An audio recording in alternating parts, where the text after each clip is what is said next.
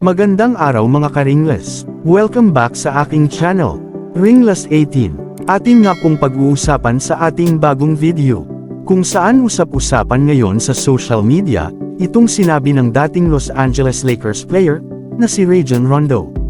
Tungkol sa kanyang dating kupunan na Los Angeles Lakers. At ang lumabas na balitang bagong superstar na tutulong sa Golden State Warriors. Isama na rin natin ang balitang, pumirma ng araw umano ang dating NBA superstar, at Los Angeles Lakers center na si Dwight Howard. Upang maglaro sa kupunan ng Philippine Strong Group, na maglalaro sa Dubai International Basketball Championship, na gaganapin ngayong katapusan ng Enero, 2024. Makakasama nga po niya dito ang tatlo pang mga player, na sina Boltman, Nick Young, at Shabazz Muhammad.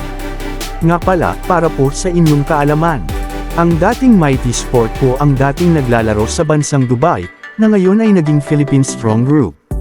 Kaya't dahil nga po sa pagkakaroon nila ngayon ng mga dating NBA player, ay mataas nga po ang tsansa upang manalo sila sa kanilang mga laro.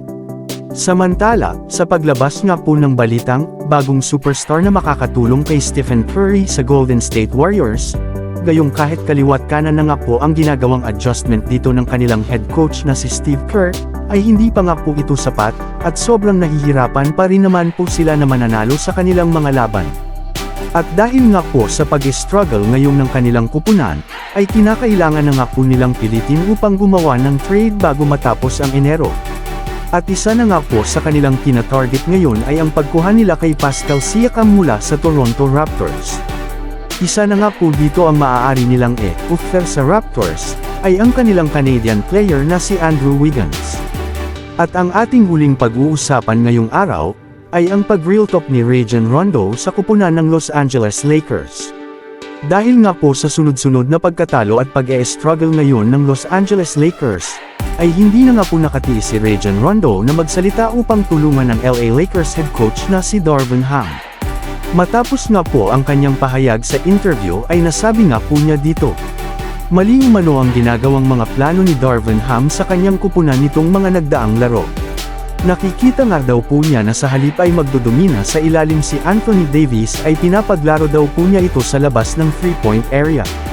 Isa umano ito sa kanyang nakikitang pagkakamali ni Coach Darvin Ham gayong ang natatanging paraan lamang daw upang manalo ang Los Angeles Lakers, ay kung magdodumina itong si Anthony Davis sa ilalim ng kanilang basket. Kaya't dahil nga po sa pahayag na ito ni Rajon Rondo ay marami nga pong Lakers fans ang sumasang-ayon dito. So, kung kayo ang tatanungin mga ka-Ringlas, dapat nga po bang kukunin nila itong si Rajon Rondo upang gawing team consultant, since mataas nga rin naman ang IQ nito pagdating sa larong basketball. So, yun lang po mga ka-Ringlas, ang hatid kong istorya ngayong araw. Huwag po sana ninyong kalimutang mag-subscribe at mag-like sa ating channel, Ringlas 18, para sa marami pang mga video, patungkol sa larong basketball.